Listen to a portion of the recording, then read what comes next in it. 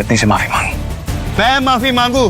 तुम जानते भी हो मैं हूँ कौन? समझ में नहीं आ रहा। मैं कह रहा हूँ माफी मांग मेरी पत्नी से अभी की अभी, वरना कहीं ऐसा ना हो तू इस दिन के लिए पूरी जिंदगी बचता है। मैं इस शहर का सबसे बड़ा हीरा व्यापारी हूँ। अमीर से अमीर लोग, मंत्री, संतरी सब मेरे पॉकेट में रहते हैं। मैं चाहूँ ना क्योंकि मैं तुम्हारा नामो निशान मिटा सकता हूँ, पर अगर मैंने चुटकी बजाते ही तेरे पूरे बिजनेस का नामो निशान गायब कर दिया तो? अभिनव ने अपना फोन निकाला और किसी को एक मैसेज भेजा। अगले ही पल उस अमीर आदमी को एक कॉल आया। व्हाट? ये सब कैसे हो सकता है पापा? तुमने ये सब कैसे किया? आखिर तुम हो कौन? अभिनव गुड़गांव में रहता था और डिलीवरी बॉय का काम करता था। हालांकि इस काम में उसका मन नहीं लगता था, लेकिन अनाथ आश्रम से निकलने के बाद उसके पास ये करने के अलावा और कोई चारा नहीं था। 18 साल की उम्र में उसने अपना खर्च खुद उठाना शुरू कर दिया था। उसकी जिंदगी में बस एक ही खुशी थी, उसकी गर्लफ्रेंड वैभवी।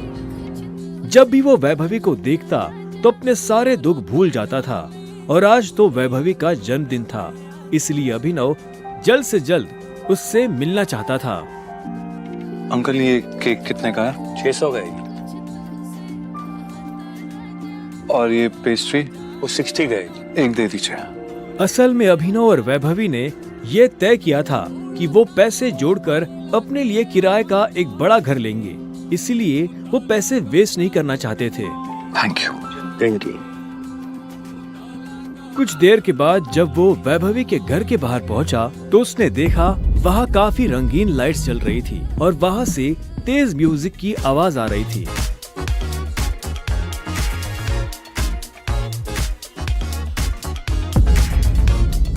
वैभवी, ये सब क्या है? ये कौन है वैभवी? देख नहीं रही है, डिलीवरी बॉय है। पर हम तो केक मंगवा चुके थे ना, फिर तूने ये पेस्ट्री क्यों मंगवाई? ओह, याद आया, ये तो वही डिलीवरी बॉय है ना जिसको तू डेट कर रही थी।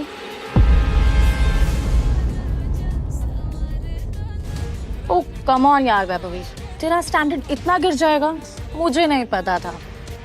Babe, happy birthday babe. Abhinav Deven को अच्छी तरह से जानता था। वो एक बड़े बाप का लड़का था और हर वक्त वैभवी के आसपास मंडराता रहता था। देवेन को यहाँ देखते ही अभिनव का दिमाग खराब हो गया। उसके हाथ में एक बड़ा सा गिफ्ट था। उसके आगे अभिनव के हाथ में लटकी पेस्ट्री की थैली कुछ भी नहीं लग रही थी। Thank you. मेरी वैभवी को छूने की तेरी हिम्मत कैसे? Stop it।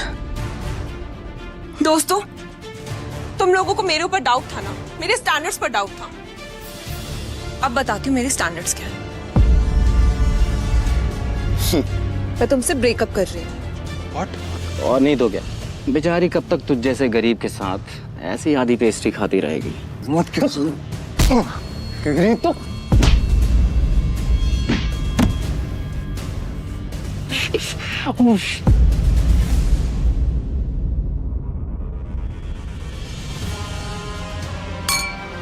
ये तुमने ठीक नहीं किया वैभवी। और अभिनव वहाँ से निकल गया। वो उन दोनों की शक्ल अब और नहीं देखना चाहता था। उसकी आंखों में आंसू थे और उसका दिल बुरी तरह टूट चुका था। हर घूंट के साथ उसकी आंखों के सामने वो दृश्य आ रहा था जिसमें देवेन वैभवी के गालों को चूम रहा था।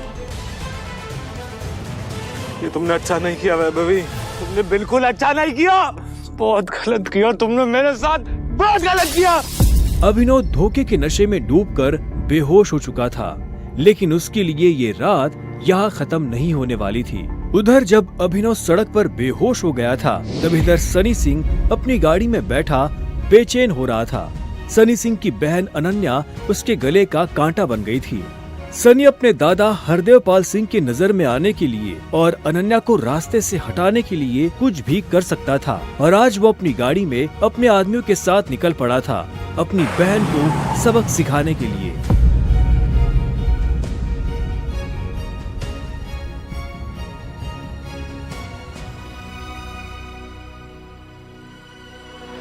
जल्दी करो, गाड़ी में डालो इसे। सुबह होने से पहले अगर हमने इसको अनन्या के कमरे में नहीं डाला तो ऐसा मौका दोबारा नहीं मिलेगा। Quick quick.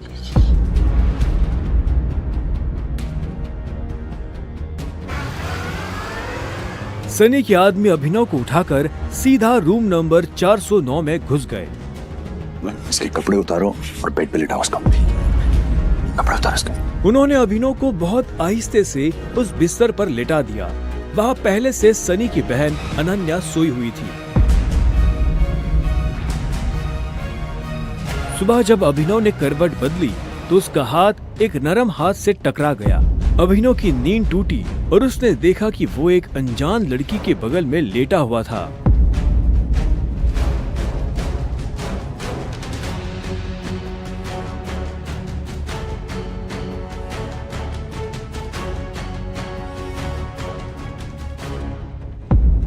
कौन हो तुम? तुम मेरे कमरे में क्या कर रहे हो? तुमने मेरे साथ क्या किया? वो भी इस हाल में? छी छी छी छी छी छी छी। शेम ऑन यू बहना।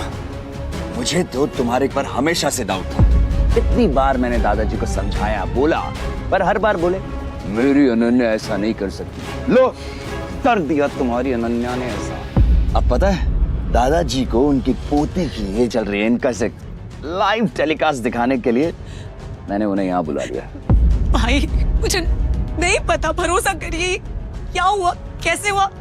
मैं जानती तक नहीं इस लड़के को, नहीं जानती भाई। मैं भी, हम दोनों के बीच में कुछ भी नहीं हुआ। नहीं। इससे पहले कि अभिनव सफाई देता, अनन्या और सनी के दादा हरदेव पाल सिंह कमरे में पहुंच चुके थे। उनके पहनावे से समझ आ रहा था कि वो बहुत अमीर आदमी थे। अनन्या को इस हाल में देख उनकी आंखें गुस्से में लाल हो गई थी। मुझे तुमसे ये उम्मीद नहीं थी। दादाजी, आप जैसा सोच रहे वैसा बिल्कुल नहीं है। अनन्या, तुम्हें अच्छे से नियम पता थे, फिर भी तुमने सारे नियम तोड़ दिए। नहीं दादाजी, नहीं। और तू? जब अभिनव की नजर हरदेव से मिली तो उसे लगा कि वो अपनी आंखों के सामने मौत देख रहा है। तूने मेरी पोती के साथ आज से हमारे परिवार के कानून के हिसाब से तू सिंह परिवार का दामाद है। क्या? हम दोनों के बीच में लेकिन कुछ हुआ ही नहीं है। दादाजी, कुछ नहीं हुआ है। कुछ नहीं किया है ना तुम दोनों ने? तो क्या ये था?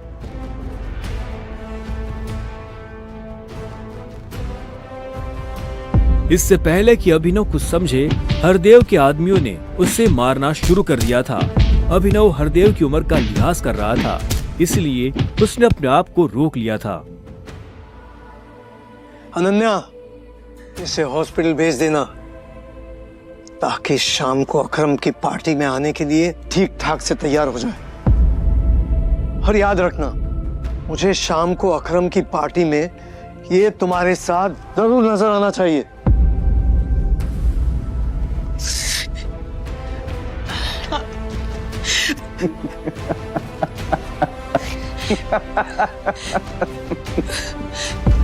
क्यों मेरी जिंदगी बर्बाद कर दी तुमने? क्यों? अभिनव के पास इस सवाल का कोई जवाब नहीं था।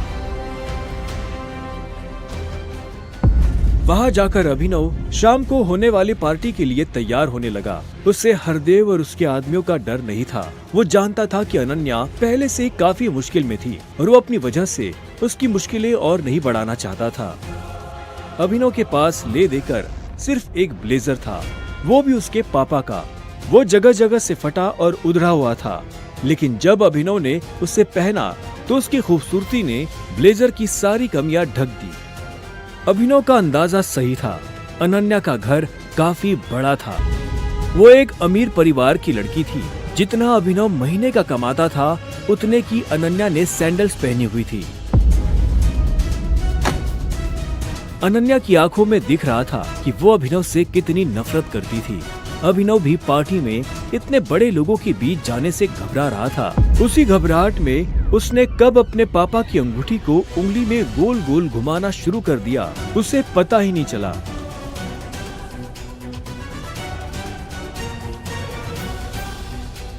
इस अंगूठी को उतार दो प्लीज, बहुत गंदी लग रही है। सॉरी पर ये अंगूठी मेरा सब कुछ है।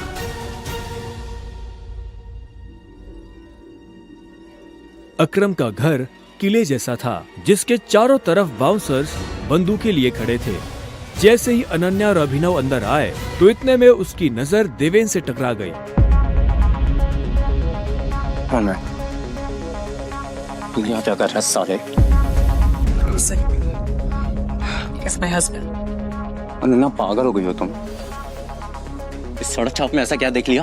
किससे शादी कर ली? जुबान संभाल के बात कर। नहीं तो क्या कर लेगा तू? बोलना, क्या कर लेगा?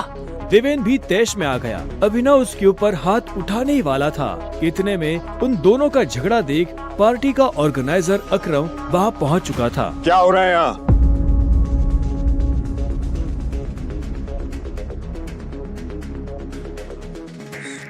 अकरम सर, देखिए ना इस आदमी को, ये क्रिमिनल है, जबरदस्ती आपकी पार्टी में घुसा है। इधर आओ।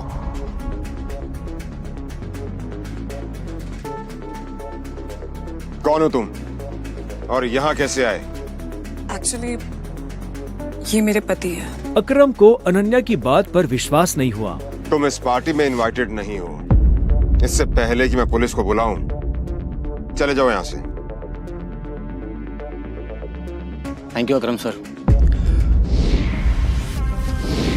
अनन्या, तुम भी इससे दूर हो, साला गरीब कहीं का। रुको। अकरम भागते हुए अभिनव के पास गया और उसकी अंगूठी को देखने लगा। मुझे तुमसे कुछ जरूरी बात करनी है, अकेले में। अच्छा, चलो। अकरम ने कहा और अभिनव का हाथ पकड़कर उससे अपने साथ अंदर ले जाने लगा। अनन्या, देवेन, सनी और पार्टी में मौजूद बाकी लोग ये देख हैरान हो गए थे। कुछ देर बाद जब वो अकरम के कमरे में पहुंच गए तो अकरम ने दरवाजा बंद किया और अभिनव के पास आकर बोला, मैं तुम्हारी ये अंगूठी देखना चाहता हूँ। क्यों? डरो मत, मैं इसे मांगने वाला नहीं हूँ, बस मुझे इसमें कुछ देखना है, प्लीज।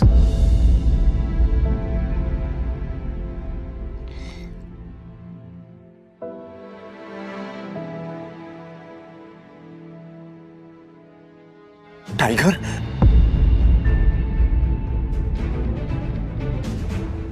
टाइगर?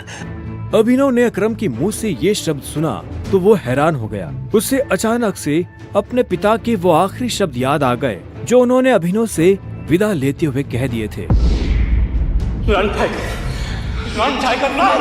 लेकिन अभिनव हैरान था। उससे समझ नहीं आ रहा था कि अकरम ये सब कैसे जानता था। आखिरकार मैंने तुम्हें ढूंढ ही लिया टाइगर। टाइगर? हाँ, पिछले 18 सालों से मैं तुम्हें ढूंढने की कोशिश कर रहा हूं।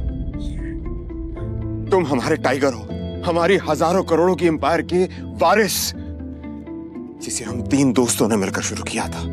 मैं, तुम्हारे पापा संजय गढ़वाल और राणा अग्निहोत्री। वो देखो। इतना कहते ही अकरम ने दीवार पर टंगी एक तस्वीर की तरफ इशारा कर दिया, जिसमें संजय, अकरम और राणा तीनों मौजूद थे। राणा को देख अभिनव को झटका लगा। उसकी आंखों के सामने वो सपना फिर से हरा हो गया जो वो हर सुबह देखकर उठता था। उस रात अभिनव के पिता को जिस आदमी ने गोली मारी थी वो राणा था।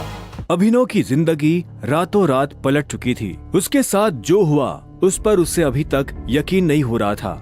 उसके हाथ में अपने पिता की तस्वीर थी, लेकिन उस तस्वीर में वो गुस्से से भरी निगाहों से राणा को देख रहा था। अगर उसका बस चलता तो वह अभी के अभी अपने पिता की मौत का बदला ले लेता।